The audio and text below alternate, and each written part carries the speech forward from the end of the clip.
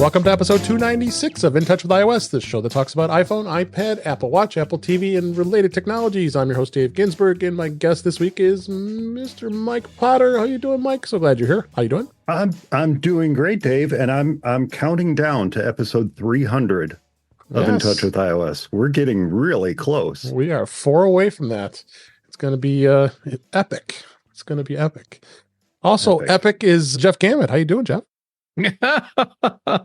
I assumed you were about to say Ben, but yeah, I'm doing all right. And especially since I'm here with all of you. Yes. And even more especially epic is Ben Roethig. How you doing, Matt? Epic, but I haven't had my developer account banned because I don't have one. Okay. Well, we got to fix that.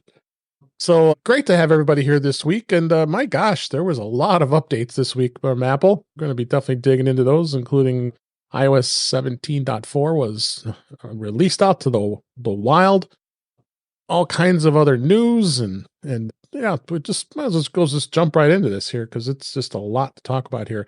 So as I said, Apple did release iOS 17.4 as well as iPadOS 17.4, and it's definitely a big change, especially the thing with the EU, which I'm going to talk about in a minute. But most important thing is I'm going to tell everybody there are two major security flaws that were in iOS 17.3.1 that you need to update right away, because these security updates are going to be including a impact as an attacker with arbitrary kernel read and write capability may be able to bypass kernel memory protections. Yeah. Apple is aware of this, as well as Apple fixed the memory corruption issue that improved validation to patch that security hole. It also is patching a accessibility vulnerability and an issue with Safari private browsing that could allow locked tabs to briefly be visible while switching tab groups. So highly recommend, beyond the fact that it is a .1 update, that you should go out, update now, because there's some pretty serious vulnerabilities in iOS 17.4. Would you not all agree with this? I hope most of you here have updated. Yeah. Mm-hmm. Yeah. If you haven't updated by the time you're watching this, pause, update, resume. Yes. I mean, that goes across all OSs, including Mac OS. Sonoma had a pretty serious flaw. We'll talk about that in a bit here. So the other thing that stands out, as we've been talking about a ton here, is this has got the big EU app changes. You've got lots of other things that are going to be added here, but I think the big thing here is, and we're seeing that the residents of the European Union will now have new options. You'll be able to install apps from alternate app stores and marketplaces, install a web browser that's an alternate browser and without ultra browser engines. You can manage your default web browser the first time you open Safari. You can also use an alternative payment option for apps in the App Store with the external purchases badge. And some options are going to require developer support, but I guess we've only had it in our hands for about a couple days. In the wild, there have been lots of news stories about the EU, and I know, Ben, you've been following it quite a bit over on Mastodon. What is your thoughts on this? So far, well, number one, the surprise is not only iOS is included, but iPadOS as well. Right. It wasn't, to my knowledge, it was never available in beta, those changes on iPadOS. Mm-hmm. But, I mean, whether it was just something that Apple thought they only need to test iOS, or they got a little note from the principal's office saying that iPadOS was required for compliance as well. Well, if you're in the EU and we're worried about alternate app stores not being on iPad, you don't have to worry. Yep. How about you, Mike? Have you been following any of this of the coverage on the EU changes, and any thoughts on what they've done for the EU? What they've done or what they've not done for the EU? How about both? Yeah. We've got all night, Mike. No. Look, they tick the boxes they need to tick, right? They said check. Oh, we're done. That's all we need to do to comply with the letter of the law. So there was, I think we mentioned this last time I was on the show, there's some malicious compliance here. So I'm more interested not in what's going on right now, but in what will go on in the coming months. That's what I'm interested in. So we'll see what happens. We'll see what happens. I think anything they can do to maintain their dominance in the market as far as app stores are concerned. And by the way, this goes for others as well. This goes to Facebook, it goes to Google, it goes to Amazon, it goes all these companies. It's Apple that's getting all the press. But yeah, it'll be interesting to see how this pans out in the coming months. And then Jeff, I know you have thoughts on this. No, I'm kind of meh.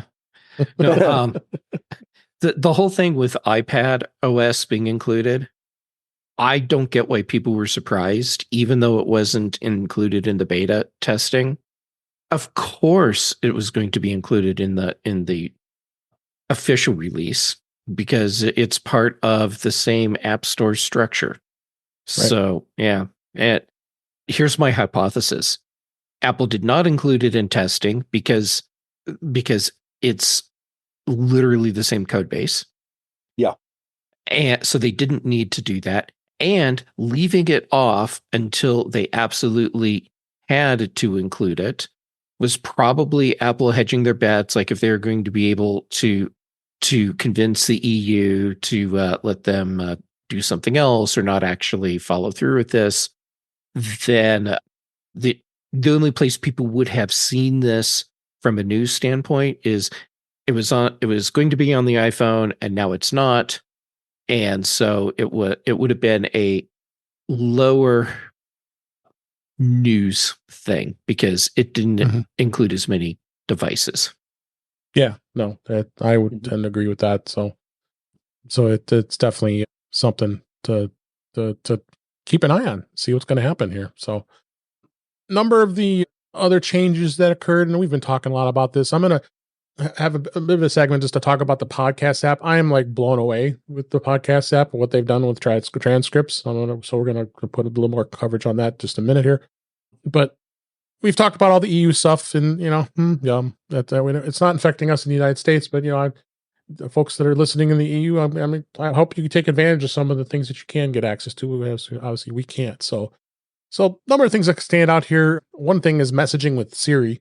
The automatically send messages setting under Siri and search has been renamed Messages with Siri, and it is an option to set. Probably should be saying S lady because probably triggering everybody's Siri reader. That and I did it again. I fall for it. So what it is, it's going to go and read incoming messages in a specific language like Spanish, French, German, Chinese, and many more. The change does not update the primary language that S lady listens to and responds to, but limited to message playback. So again, we'll talk about podcasts. And we also have music recognition. Songs that have been identified with music recognition can be added to the Apple Music playlists, the Apple Music Library, and the Apple Music Classical. So yeah, they're actually giving some music classical love here. So other thing with the iMessage, there's a new security protocol. That's with iOS 17.4 and iPadOS 17.4.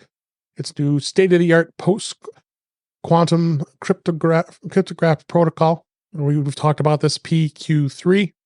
PQ3 protects against against the harvest now, decrypt later attacks where a malicious actor collects and encrypts the data from hopes of decrypting it with a quantum computer at some point. So they've really improved upon the security on iMessage, so which is great. iPhone 15 battery health has got some improvements here. So you got the changes to the battery interface in the settings app on 15 models.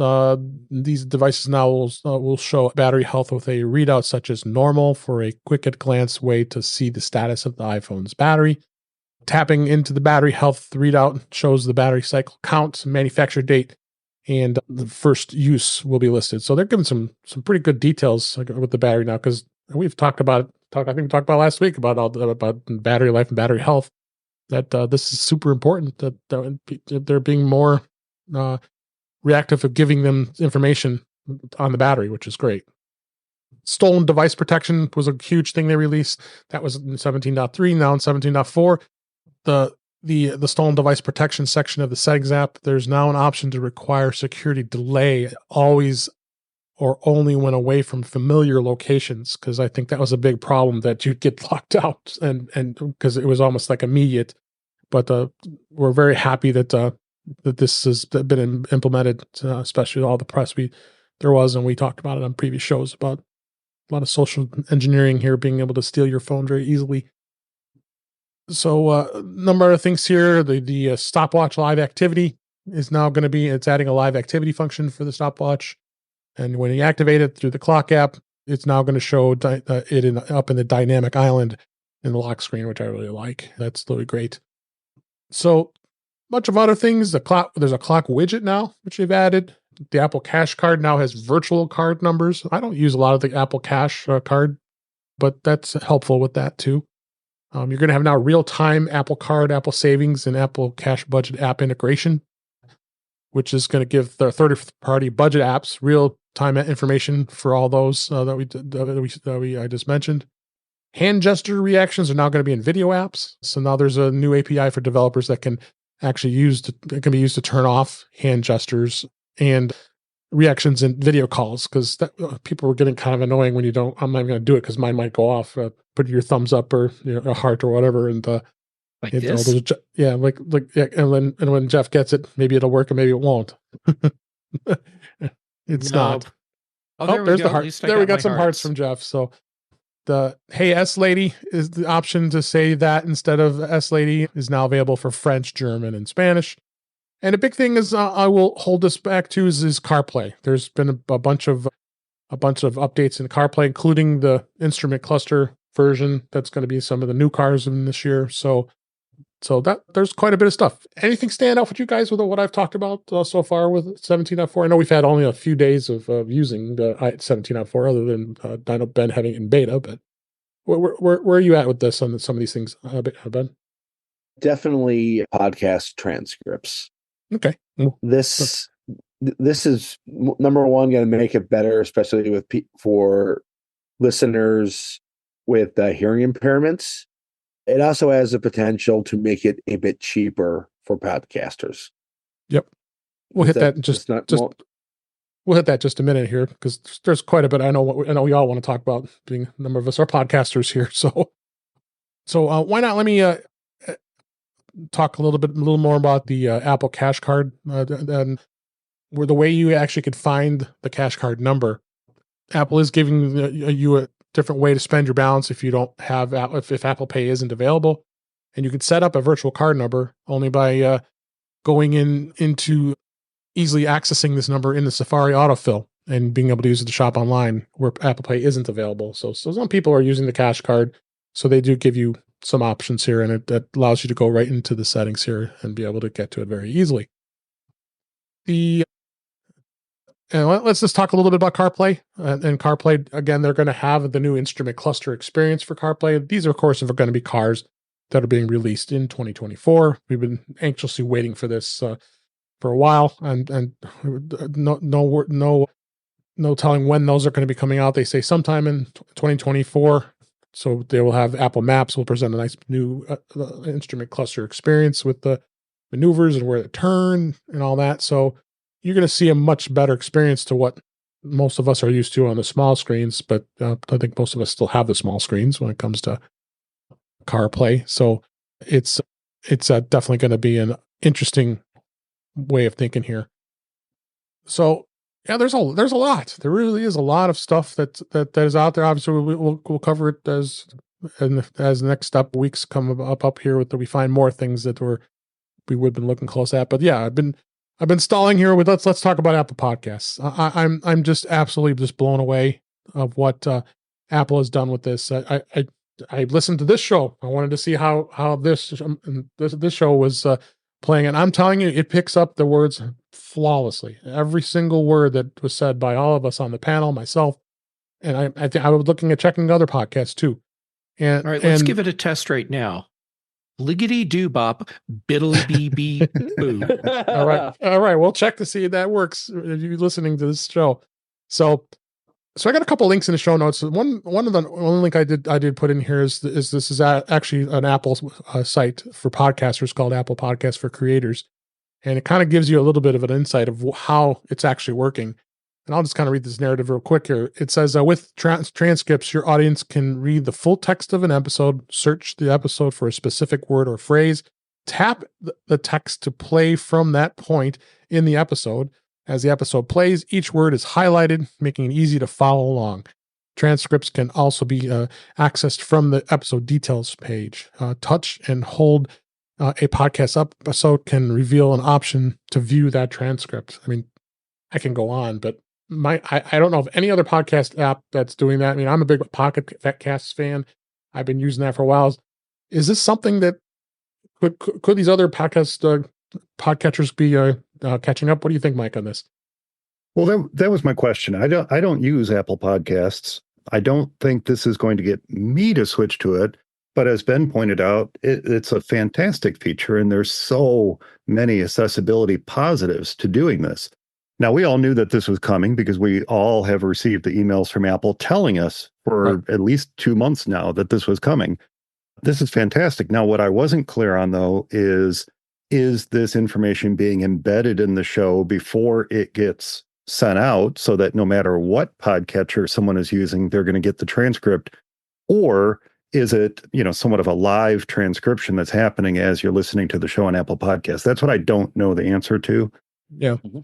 But yeah, I think it's a fantastic feature. And the fact that, as Ben pointed out, we don't really have to do anything for this to happen. That's fantastic. Absolutely fantastic. When I wanted a transcript before, I ran it through Mac Whisper, which, by the way, is a wonderful app. If you don't own it and you need to do transcriptions of video or audio or whatever, it's amazing, especially on Apple Silicon. Not so hot on Intel, but it's fantastic on Apple Silicon, speed-wise.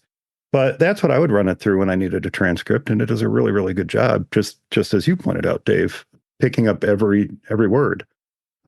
So yeah, I don't have any experience with it in Apple Podcasts, but I think it's a very good thing. Yeah.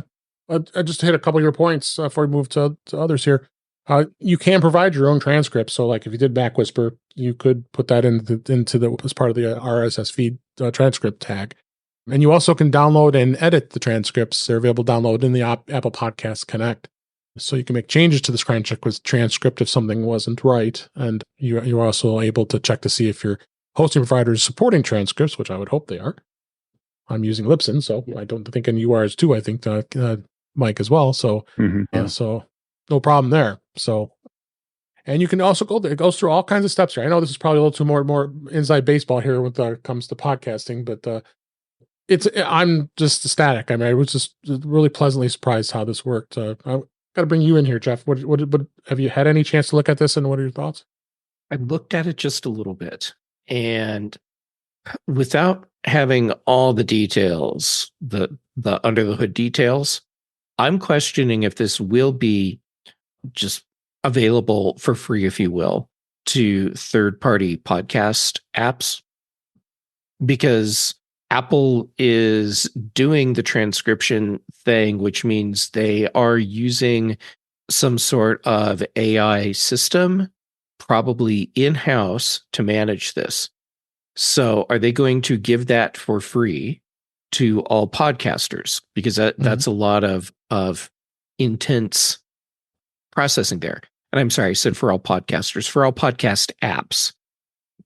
So if they are, wow, that's surprisingly generous for Apple. And if they're not, then I'm assuming for other podcasting apps to auto-create a transcript, that they will have to pay for a service, which then gets passed on to the podcast app users. So maybe that would be like a premium feature to use their transcription thing. But the part where it generates a transcript for you, and then you can have it tagged for the RSS, I'm assuming they're not doing anything weird there. And once it gets tagged for RSS, and it's just part of your RSS thing, and other podcast apps would then be able to see the final transcript even if they're not getting to do a live transcript thing. Yep. That's my interpretation of how this works. Yeah. And that's what I was wondering. If it's going to become part of the feed, if I'm subscribing to a podcast via Apple, versus directly through Libsyn or whatever, if I'm subscribing to it from Apple, is that transcript, now that it's been done, they've gone through the effort, they've utilized the processing power to create this transcript. Mm-hmm. Why not just make it available to anybody who's subscribing to the show? Right, I agree. Otherwise, they would have to do some kind of janky behind the scenes stuff to hide it from the RSS for other podcast apps. I mean, I can totally see Apple doing that. You don't think Apple would create a proprietary RSS feed, do you, Jeff? What am I thinking? Of course not, Mike. Gosh, no. Ben, you have lots of thoughts on this. Go ahead and tell us what your thoughts on this. Yeah.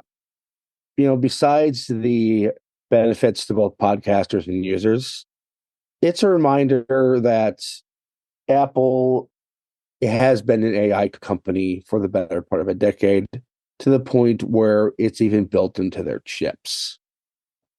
Rather than, use it for hallucinating chat bots, Apple puts its AI/machine learning efforts into features that are useful for everybody. Yep. So check it out. I think it's a great thing. I mean, I'm hoping this expands out to other platforms too. I mean, it's it's pretty open to what transcripts do. I actually put chapters in our every episode now, so we've got that distinguish it, and it goes right to the chapter, and it's got all the transcripts that go under that chapter. So makes it a much quicker flow of being able to listen to an episode and be able to read along while we're doing the audio podcast. So it's really a great thing. I'm just very impressed with this. So let's move on and talk about some of the other updates that were released. watchOS was now released at 10.4. That just, interestingly enough, it just got released today as we record this. There was 2 days after iOS 17.4 dropped, so they had a little bit of a delay. And it was, and what it's doing is just a little bit over a month after 10.3 came out. A lot of things that really aren't coming out. One thing it is fixing was the ghost touch bug. When finally, that was such an annoying thing that would happen when all of a sudden you would be not touching it for any reason, and it would cause all kinds of problems. They did also add a setting to disable the double tap feature if you were, especially if you were using a Vision Pro. Can you imagine? I didn't even think about that. Have the Vision Pro and the double tap on the Apple Watch. You're doing that when you're using the Vision Pro. I forgot. I didn't even think about that. So apparently, someone at Apple didn't think about it either. Yeah. So now if you've got a Vision Pro, I think the Vision Pro, you might want to turn it off on your Apple Watch. So it's of course, some enhancements, improvements, bug fixes. It does tap to show full notification settings and allows you to expand the double when you're doing the double tap on the notification. Using Apple Pay with Confirm with Assistive Touch will now require a passcode for additional security, which is a good thing. And they were saying that it was resolving an issue where it caused some users to experience false touches on the display. So like we talked about the ghost bug, and fixes a issue with preventing contacts from syncing to Apple Watch for some users. So a little bit more of some bug fixes, not unusual because usually watchOS is relatively uneventful after its initial release. Any thoughts on that, Ben? I mean, not much except for that ghost touch fix. It's been a relatively pedestrian update for watchOS. Yeah, and you were running it for a while on beta, so it wasn't too bad. So not much else to say about that. But unless anybody else had any other comments about the Apple Watch, I think I have a question about the update. Sure. So when I started the update an hour ago, it told me that there was still 3 hours left. Oh, I did mine. And I checked just a few minutes ago, so an hour after I started it, 2 hours left.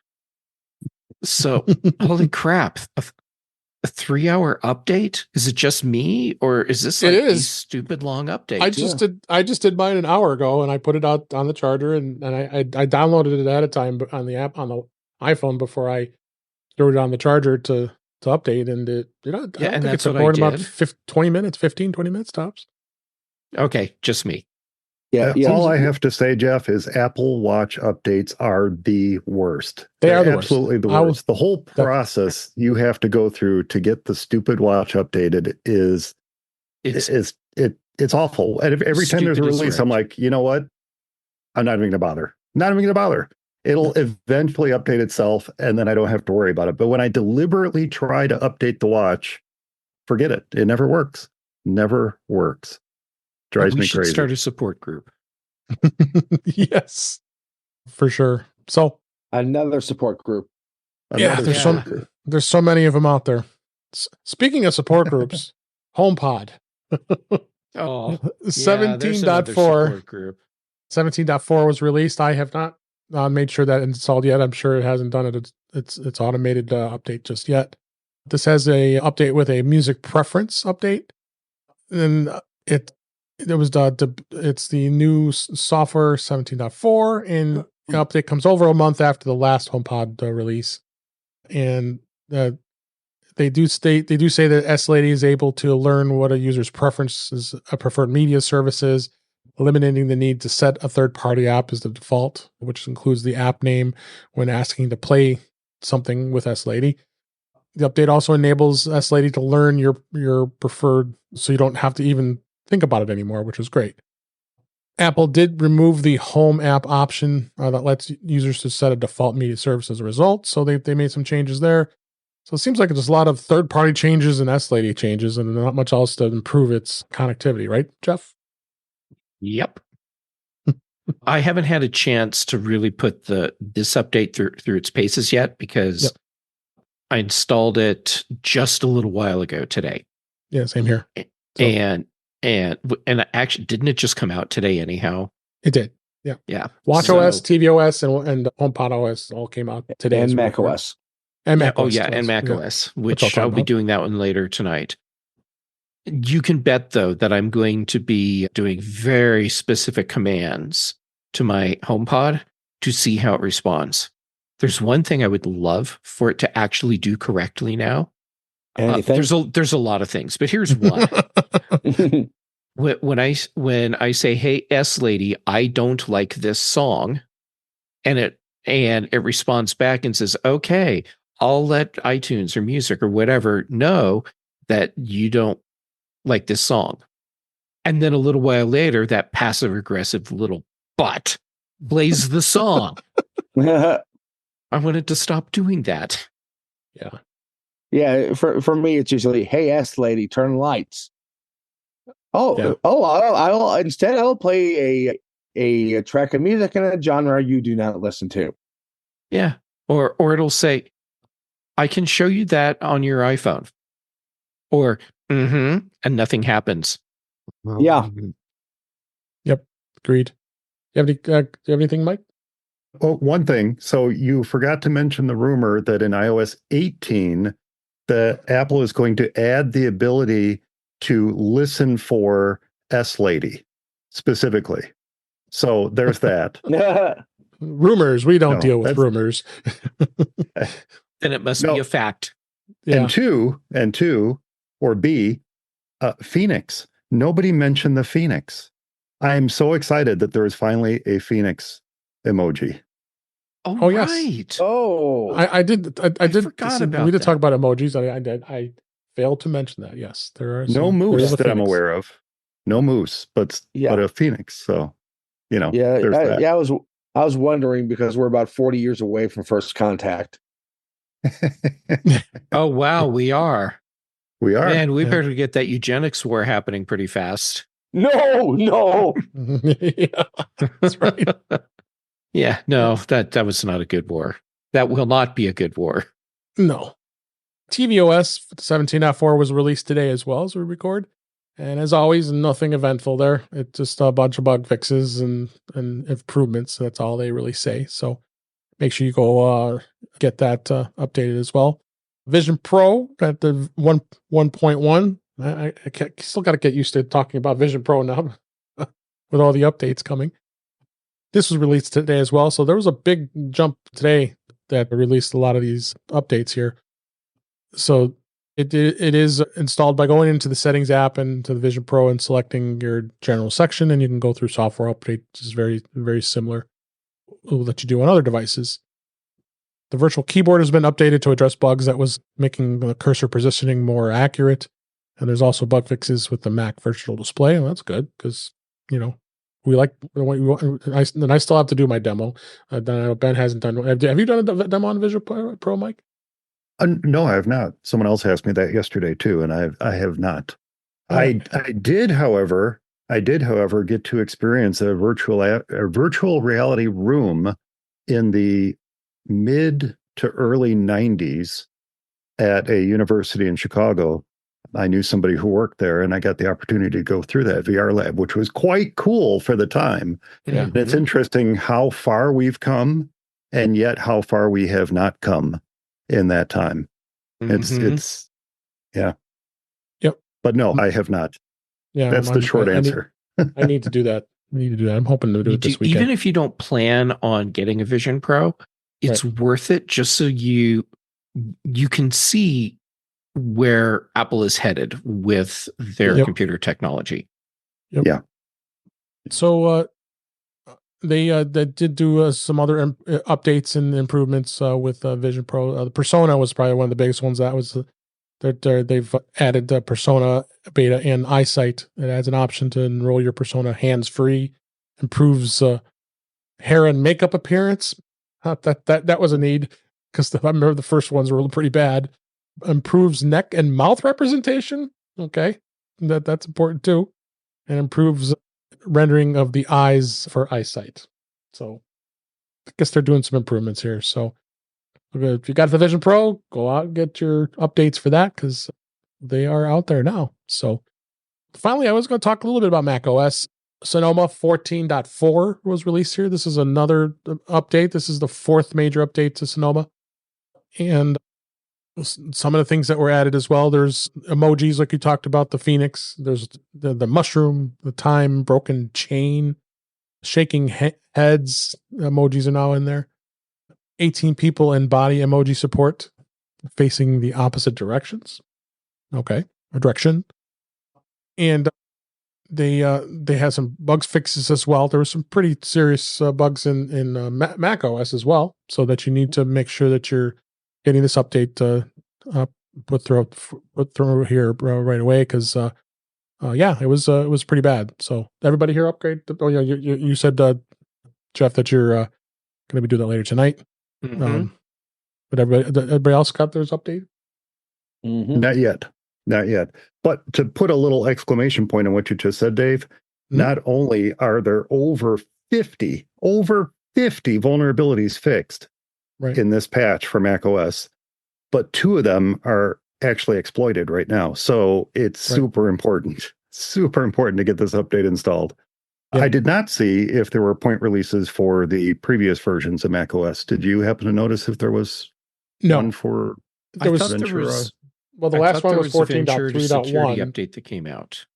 There wasn't anything other than 14.3.1 that I remember. So, and I'm updating them all the time. It's because of work. So, I meant 13, Mac OS 13. Oh, did we see a Ventura? You mean Ventura to address some of these vulnerabilities? Or did not see anything come through. I did not see that go by. And normally there is a supplementary security patch for a previous release of Mac OS when something like this comes out. Well, but I literally got this story not too long before with the list of all the vulnerabilities, not too long before we recorded, so I haven't had a chance to look into it yet. Yeah. So the security reports that Apple puts out when the software updates roll out, they usually drop pretty quickly. And I just realized I'm still not seeing the security log email yet. And that security log email, it'll list all the OS versions that are addressed. Yeah, you're right. They didn't come through yet. They might not come till tomorrow, maybe. We may be saying that tomorrow. It's something to look for. If you're still on Ventura, look for security releases to come on the heels of this one, because that's very often the case. Oh, for sure. So make sure you're doing all your updates. There's a lot. I said this was quite an update week this week, getting everything up to date, keeping things secure as for sure. So let's jump into the news for this week. First story here. Apple updates rules surrounding the EU DMA compliance to address developer concerns.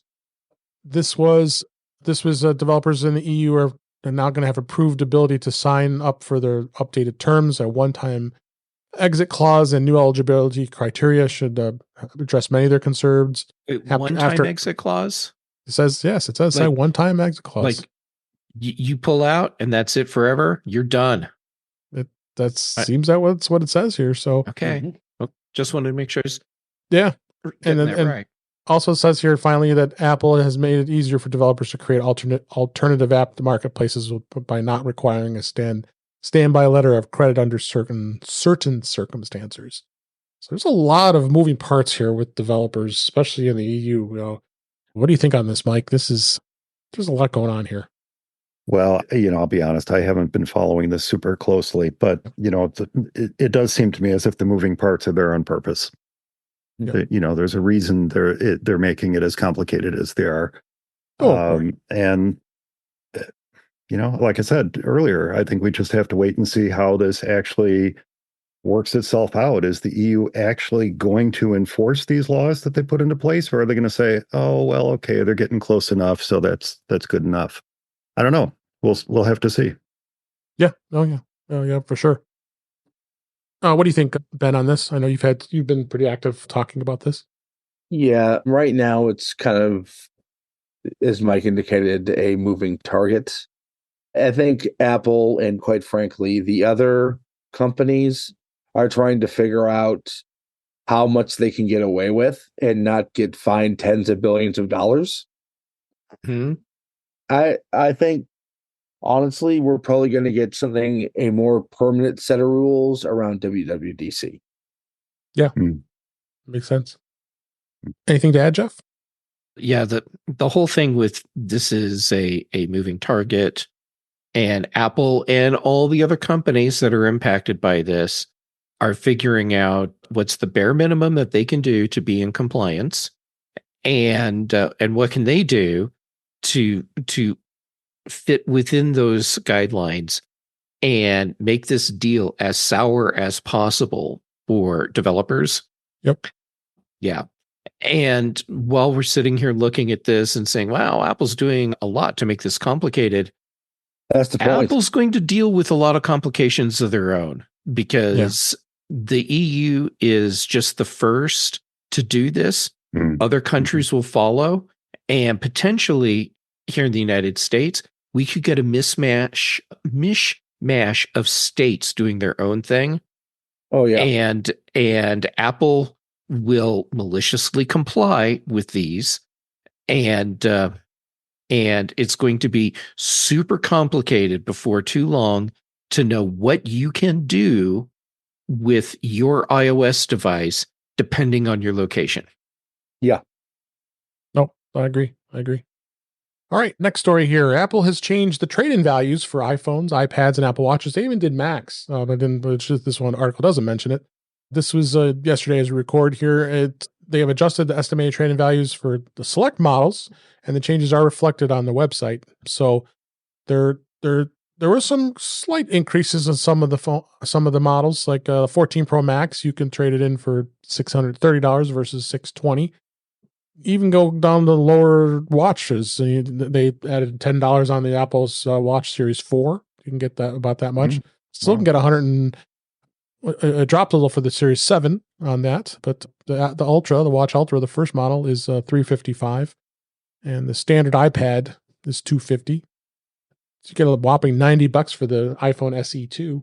So I was pricing the MacBook Air because I'm very tempted to upgrade I know I'm crazy.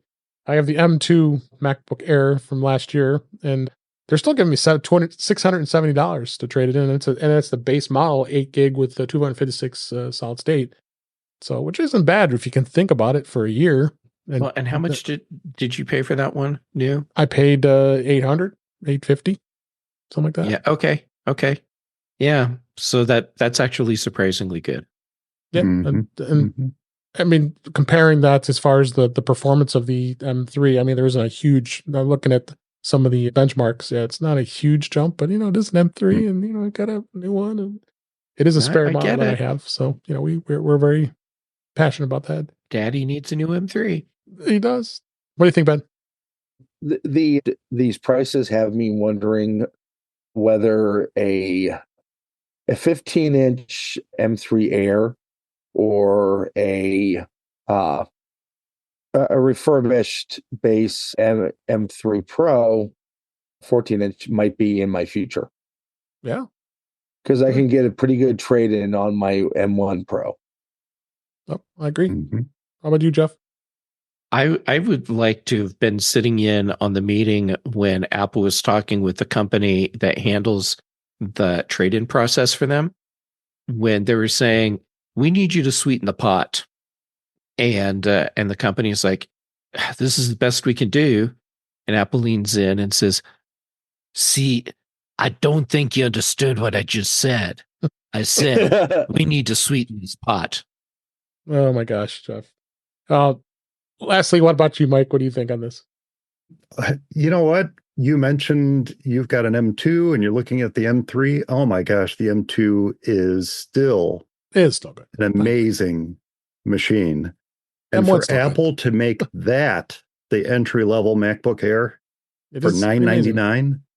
Yep. I read an interesting editorial that they almost kind of backed themselves into a corner on that one, because it's such a good machine with minimal improvements to the M3 model. Why not buy the M2? And I think that would be my recommendation. If someone were looking for a general purpose MacBook Air, it's still available. M2. It's a great value and a fantastic machine. In fact, that's why I bought it. Unfortunately for my client, I just helped a client set up an M2 15-inch MacBook Air like 3 weeks ago. Yeah. Might still be in that return window. I don't feel bad about that. It was then a great machine, and it's a great machine now. And, to drop they could have done something with the M1 and made it such a low-level, entry-level price point and just kind of drop the M2. They've done that before, too. So, I don't know. It's interesting what they did with that. Yeah. M3 is great. Do you need it over your M2, though, Dave? No. You don't. Yeah. It does. You're okay. Don't trade it in. You're fine, Dave. I need intervention. I do. Yeah. Let me put it this way. My M1 Pro, there is still not a single task that I've thrown at it that has slowed it down in the slightest. Agreed. Remember how amazing we thought those machines were when they came out? They still are. They still are. Yep. Yeah. An M1 Mac is still more Mac than most people will ever need advantage of. Yeah, exactly. And without hearing the fans ever. Yeah. All right, more news that we had to talk about this week. Let's talk a little bit about that lawsuit. We love lawsuits, don't we? Apple was hit with a class action lawsuit over the iCloud's 5 GB limit and iPhone backup restrictions. A newly proposed class action lawsuit alleges that Apple has marked up its iCloud prices to the point that the service is generating the almost pure profit, quote unquote, as reported by Bloomberg Law.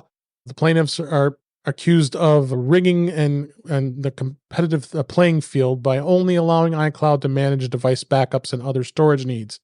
Apple devices holders are given a 5 gig of free iCloud storage space, but as iCloud revenues attest, most users have found that to be an inefficient. And we've talked about this a million times about the storage needs and purchases, supplemental storage, right? And we always would go and say, it's $1 a month. You get 50 gigabytes of data. That's okay. You could just or 20 gigs. I think it's 20 gigs or 50.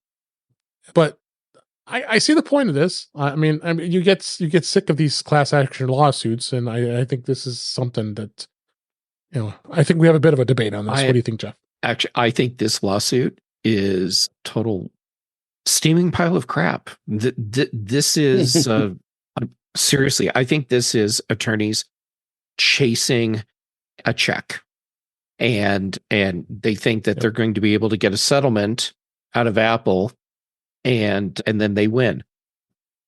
How can Apple be gouging us on price or overcharging us for something that you get for free? I mean, you don't even have to own an Apple device to sign up for an Apple ID, and then you have 5 gigs of free storage. And as far as I know, free in this case actually means free. So as far as what Apple charges for their other levels of storage, and saying, well, Apple is just generating pure profit. That's what you do in capitalism. That's just how it works. It's okay.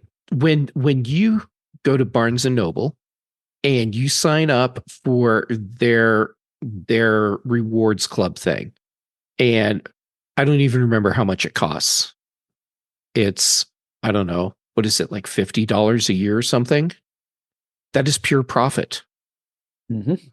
Why aren't they suing Barnes and Noble for having a members club that you have to pay an annual subscription for?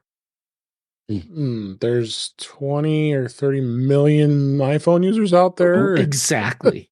I seriously do not think this has anything to do with Apple storage levels and how much money they're charging for the levels compared to other companies. This is all about finding a way to spin up a frivolous lawsuit against a company that has incredibly deep pockets. Yeah. Yep. What do you think, Ben? Look, there have been a few lawsuits in the last few years that have had some validity. Mm-hmm. This is not one of them.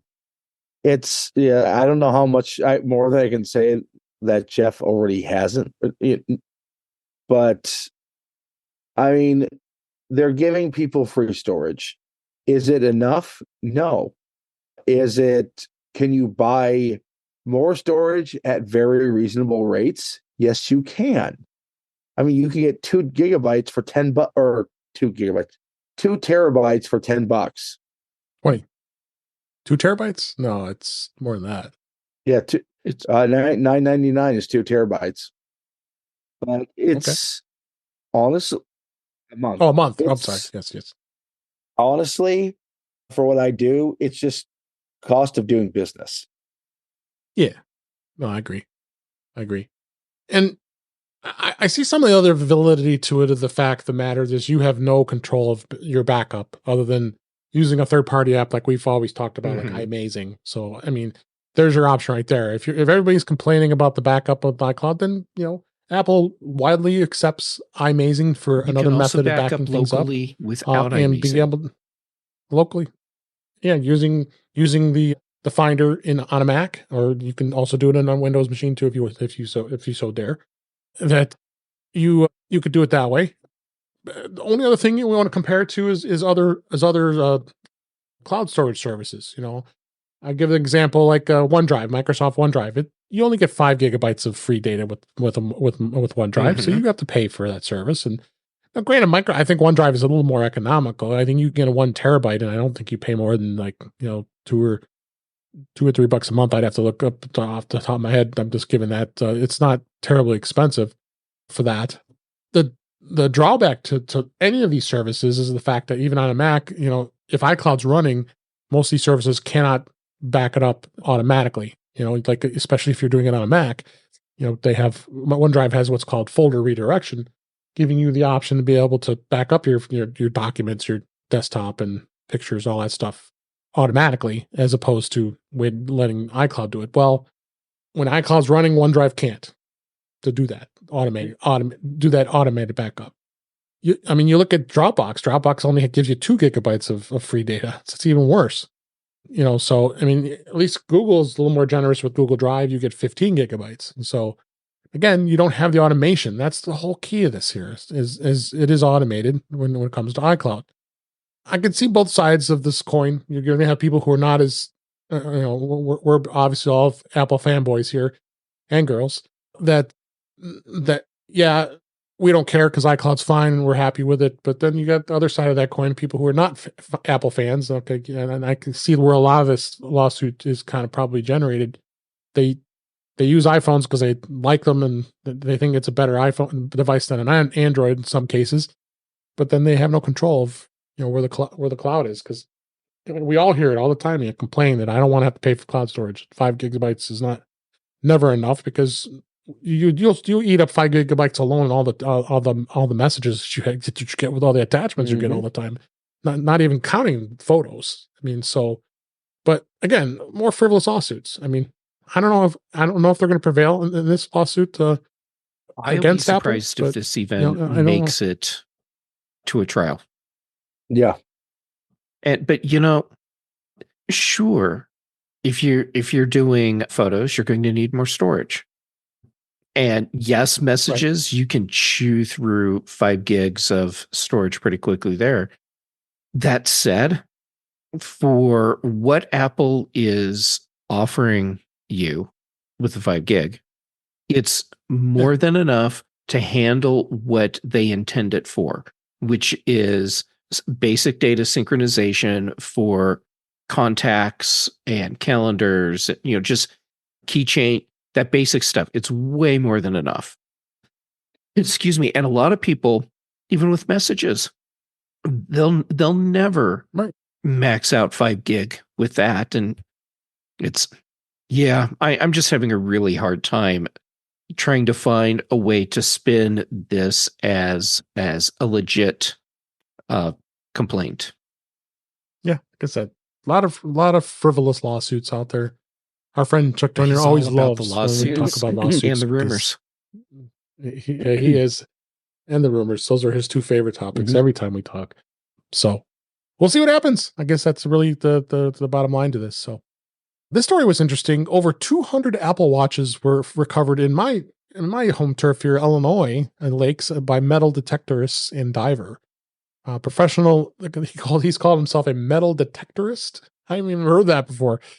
It says that the Apple Watches have become a surprisingly big part of his business. He has recovered more than 200 Apple Watches while diving into and searching. This is called the Chain of Lakes region, which is in northeastern Illinois. It's outside of Chicago. And he said that he found various items over the years, but it seems like he's finding a lot of Apple Watches and sometimes even iPhones or gold rings, prescription glasses, and more. But he says Apple Watches, however, have been amongst most common findings, and nearly all have had the original watch band attached. So, and the thing is, as far as the Apple Watches go, most still take a charge, but they've become a lot because it's difficult to get them back to the owner. So there's your problem there, because if the watch was paired to your iPhone, you're not going to unpair it. You need that iPhone to unpair it. So they're kind of bricks, I'm thinking. What do you think, Ben? Yeah. So if you're going anywhere near water, make sure you have a very, very secure band. Yeah. There's even a picture in this article showing all the mounds of Apple Watches you found. It's kind of funny. Okay. I think that this is a case of people coming to the wrong conclusion about why they're finding all these Apple Watches with the original silicon watch band. It's not because that's the one that's falling off. It's because that's the one that people leave on their watch. Yeah. I bet that's it exactly. Also, I had no idea that Apple grew Apple Watches underwater. And now here's someone going out to one of their secret Apple Watch farms and harvesting them. Apple's going to be real happy about that. Yeah. And they're still charging, which is kind of funny after all that. So that's interesting. So next story here. This was interesting. We've talked about this before with the blood glucose monitoring. The FDA just approved an iPhone-powered blood glucose monitor as Apple Watch sugar sensing plan still continues. And there's no prescription needed. has been some ongoing rumors that Apple intends to add support to the monitoring the blood glucose levels with the release of a future Apple Watch. But so far, that feature that the company simply hasn't been able to make happen. And now it seems like their closest thing they're going to have is to have a third-party device that can offer the same functionality and connect to an iPhone via Bluetooth. And now it's here without even having to have a prescription, because a lot of monitoring tools you have to have a prescription here. So now, following the FDA assertion that any smartwatch that claims to be able to measure blood glucose levels is simply lying, the same outfit has now given a go-ahead for this is part of Dexcom's Stelo glucose biosensor system that can be offered without a need of a prescription. The product connects to the iPhone via Bluetooth, while the FDA says it isn't intended for use by people who have been diagnosed with low blood sugar or prescribed insulin, and is still likely to be of use for some who are non-insulin dependent diabetics. So this is interesting. I think this continues to evolve. This kind of stood out to me, and when I thought to take a look at this a little further here, I know the technology's there. It's just going to take some time here. We've got measurements already. But Ben, what do you think? As a diabetic, I think this is definitely a good thing. Yeah. Yeah, I mean, honestly, that being said, don't rely on this kind of device without consulting your doctor. Mm-hmm. Oh, for sure. Agreed. I think that well, okay. I've been seeing comments from people saying that this is ridiculous. If Apple can't get approval for a non-invasive monitor device for Apple Watch, how can this other company do it for their device? And it's totally reasonable for both of these things to be true, because we're talking about a different type of device. What is it? The Stelo in this case. It's a different type of device. It's getting the readings in a different way. And the fact that it sends data directly to your iPhone, okay, that's cool, but that doesn't mean it's the same non-invasive technology that the FDA is saying it won't approve. So that said, I love the idea of devices that give us more information about our health, especially if you have requirements like for diabetes. Mm-hmm. Great. Mm-hmm. Give us more ways to have that data, feed it into HealthKit, and we get that information right away, and our doctors can get it in a timely fashion as well. Bring it on. I'm all for that. Like Ben said, check with your doctor and make sure this is the right the right tool for you. Wow, I'm sounding like a disclaimer at the end of a commercial. Yeah, well, because it should be. It is. Yes, it has to be. A couple more stories here. Apple TV Plus has added a limited time library of 50 movies to stream for free. Well, I guess you still have to have an Apple TV Plus subscription, but these are some limited time collection of movies that to stream as part of your subscription.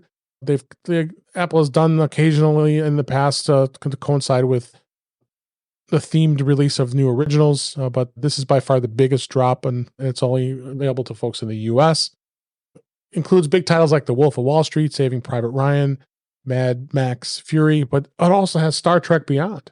So you do have that as one of the movies to see, and Star Trek for that matter. That must be the first the Kelvin first Star movies. Trek. Yes.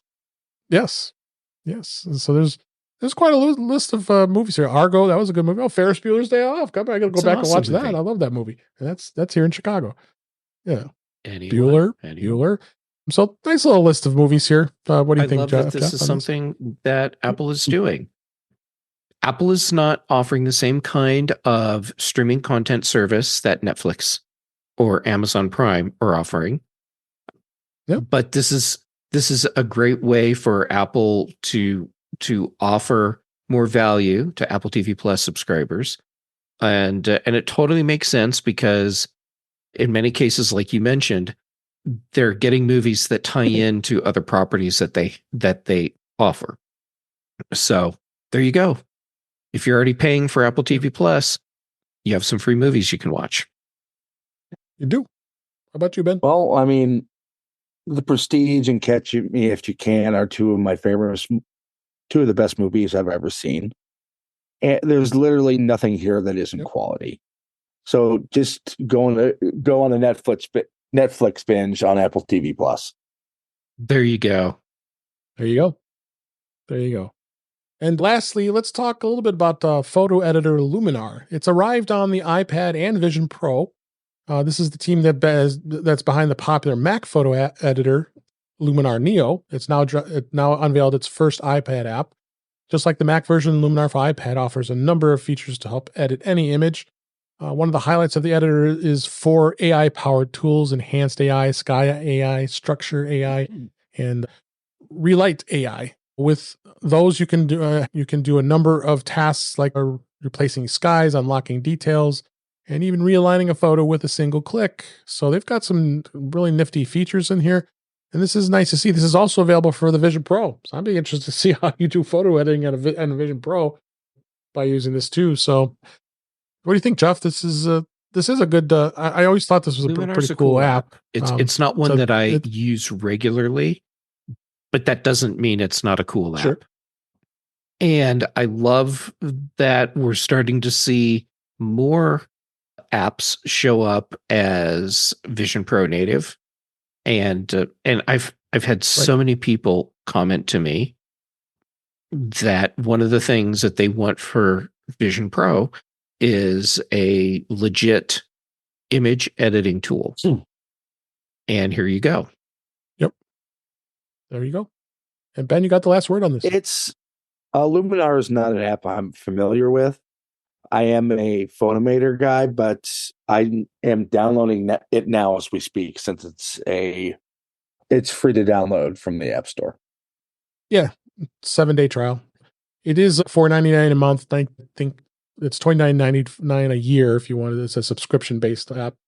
So, I mean, that's part of life here with applications. You're seeing subscription services. So if it's something you like, I would recommend checking it out. At least you got a free trial. You can try it if you like it. So, Mike, tell us a little bit about what's going on with MacStock. I know that you got some news you can share with us and some you cannot, but we want to hear an update on what's going on with MacStock. Oh, I got to come back on here in a week or two. Yes. I'm so close to putting out the announcement for selling tickets. It's one of those things where, as I started reworking the MacStock site, I realized I had to kind of gut some things and start fresh. Yeah. And so I'm kind of in that process right now. Reinvented the way tickets are going to be purchased. Had a couple conversations with folks about the workshops that we're going to have this year, which is brand new. We're adding a third day. The first day, Friday, the 12th. By the way, MacStock is July 12th, 13th, and 14th. The first day, the 12th, is all new to MacStock. And that is a day of workshops. So right at the moment, we're planning on 4 90-minute workshops. We have room for more if we have more folks sign up for it. But yeah, that's going to be great. And so to accommodate that, and then to accommodate the regular MacStock weekend, Saturday and Sunday, with all these fantastic talks and presenters that we have, so much work to do. But just about ready to announce things. We have had a number of folks love to see at MacStock every year agree to present. I don't think I'm speaking out of turn when I say Allison Sheridan is going to present this year. Mike Schmitz is going to present this year. Relatively newcomer to MacStock, Dave Ginsburg, said he's going to present this year. Oh, that's me. I believe Jeff Gamet may present. That's totally up to Mike Potter. But if he says yes, coming back this year, Brett Terpstra is coming back this year to present. He wasn't able to join us last year. He's going to be coming back again this year. So we have a lot of favorites, and my plan is to do what we did last year too, and introduce a number of new faces to MacStock stage as well. So I'm very excited about it. I am planning to get the tickets ready to launch, the site ready to launch, and the tickets ready for sale this weekend. So if anyone's interested, they can just go to max.conferenceandexpo.com. And even though you're going to see last year's website right at the moment, you can still sign up for the newsletter. And as soon as that information is ready, you'll catch it there. And then, of course, you can follow me at max.expo on Mastodon. So that's another great way to find me as well. Great. All right. What a great show. There was a ton to talk about this week. Lots of updates and lots of great stuff. And let's go ahead and that's a wrap for this week. Please send your comments, questions, and suggestions to our email address, which is feedback@intouchwithios.com. You can follow us on Mastodon at intouchwithios at techhangout.social. Support the show by buying me a coffee at intouchwithios.com/coffee. We would really appreciate it. You can also become a patron of the show by going to patreon.com/intouchwithios. We have 2 tiers available to support the show. We would really appreciate it. Make sure you like, share, and subscribe so you are notified when we are live streaming, which is on Thursday nights at 8 p.m. Eastern Time and 5 p.m. Pacific. Thank you, Cletus, for being out there today, and others that were in the YouTube chat live. That's our YouTube channel, which is youtube.com/intouchwithios, where you can watch the current and past live streams as well as listen to past shows. Visit In Touch with iOS magazine on Flipboard, where many of the topics we discussed are flipped into that magazine. The link is in our show notes. You can subscribe to the show in your favorite podcatcher, including Pocket Cast, Overcast, the newly updated Apple Podcasts with transcripts, and many others. But better yet, just go to our website, which is intouchwithios.com, where all the links to all the ways to listen to us is on that website. I am Dave Ginsburg, and you can find me on Mastodon at DaveG65 at mastodon.cloud. So, Mike, thanks for being here. Where can people find you?